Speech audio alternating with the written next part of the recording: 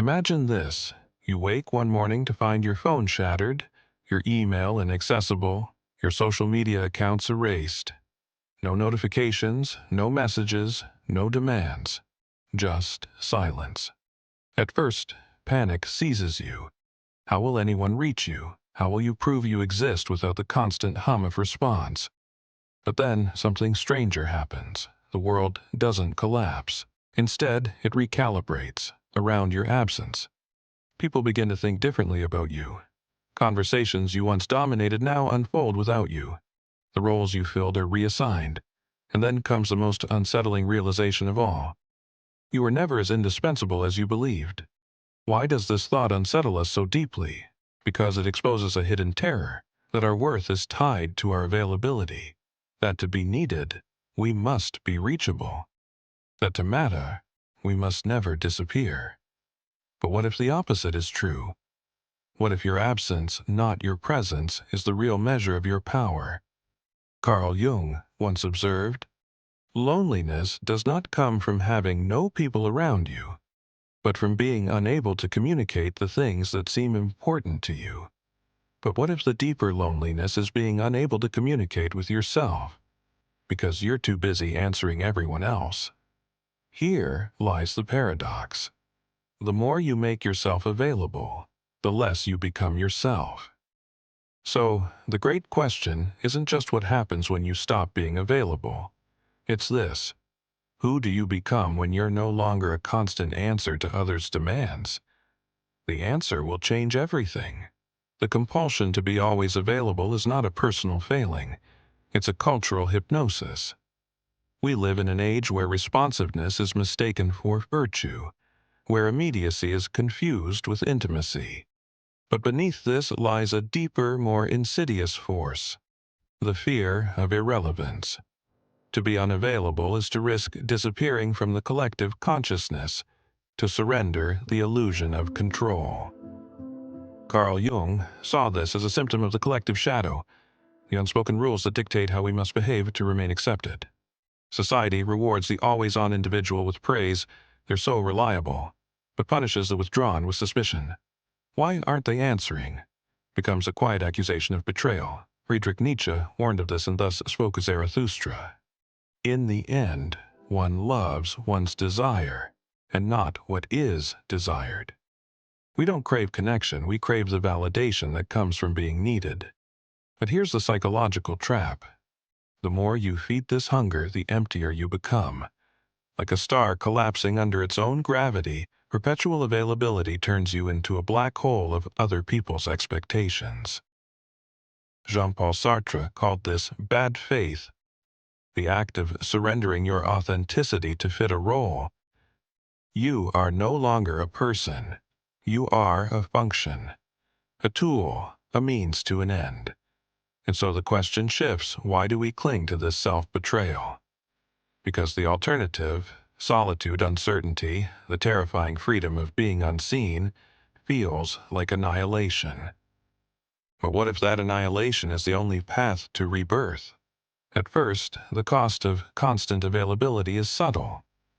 You don't notice the slow erosion, how your thoughts become reactions, how your silence feels like guilt, how your identity dissolves into the chorus of others' needs. But the consequences are quietly catastrophic.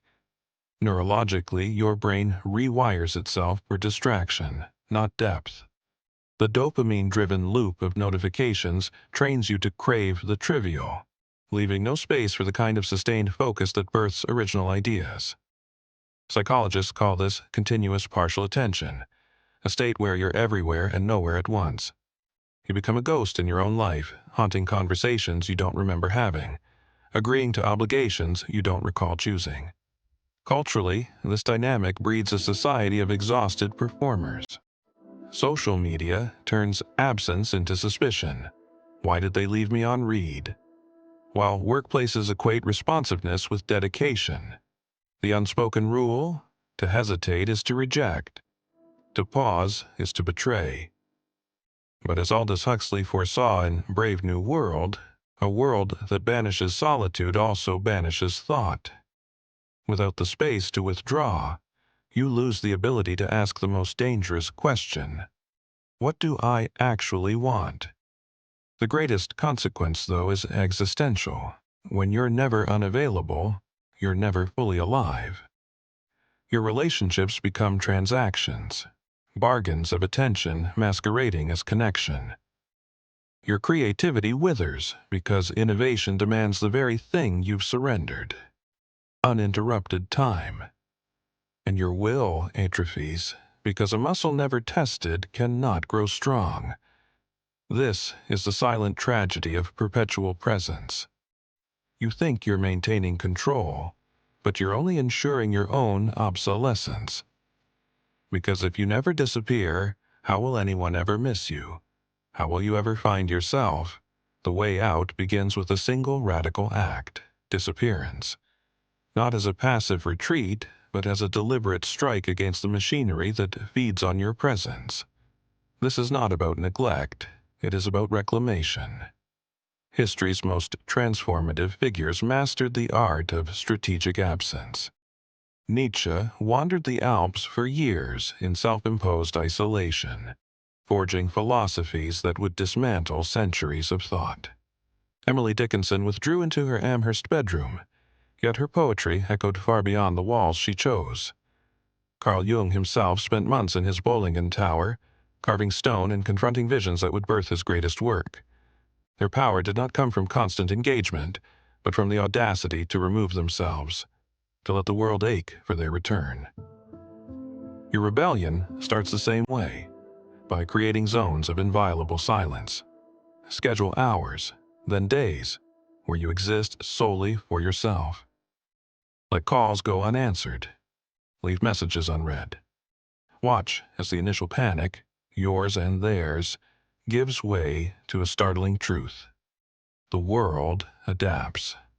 And in that adaptation you discover your leverage, but the true shift is internal. You must rewire your own guilt, that conditioned reflex that equates unavailability with cruelty. Viktor Frankl's words pierce through. Between stimulus and response there is a space. In that space is our power to choose our response. Claim that space. Let it grow. With every act of refusal, you are not losing connection, you are building sovereignty. This is the paradox they never taught you. To become indispensable, you must first learn to be dispensed with. Because only when you stop being a constant resource do you become an irreplaceable force. Here's the secret that changes everything. Your absence is not emptiness. It is the space where meaning is born. When you stop being perpetually available, you do not vanish from the world. Instead, you finally appear to yourself. Carl Jung understood this when he wrote, "Who looks outside dreams. Who looks inside awakes." Your constant availability was a form of sleepwalking, a way to avoid the terrifying and luminous work of becoming, but in your absence, something extraordinary happens. Others are forced to confront their lack, not yours. They must reckon with what they truly sought from you: validation, labor, distraction, and you? You are left with the only question that matters: who am I when no one is making demands? This is the ultimate inversion of power. The modern world fears absence because it reveals the truth, that most connection is camouflage for need, that many relationships are bridges built only halfway. But when you dare to disappear, you expose these illusions. Some will resent you for it. Others will forget you. But the right ones, the rare few who loved your essence, not your utility, will wait. And in that waiting, you will find the only connections worth keeping. So, let this be your revelation. You are not what you answer, but what you refuse. Not what you give, but what you withhold. Your silence is not a void, it is the birthplace of your voice. Your absence is not abandonment. It is the only way to return to yourself. Now, the choice is yours.